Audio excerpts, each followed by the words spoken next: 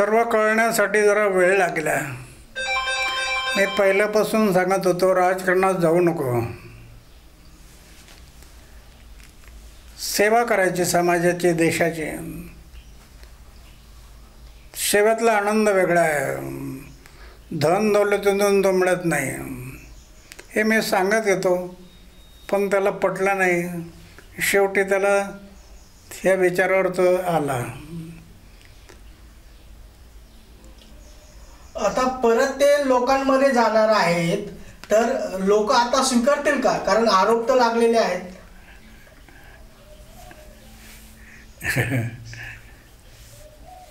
अभी लोग क्या कहेंगे कि वो मैं नहीं जानता.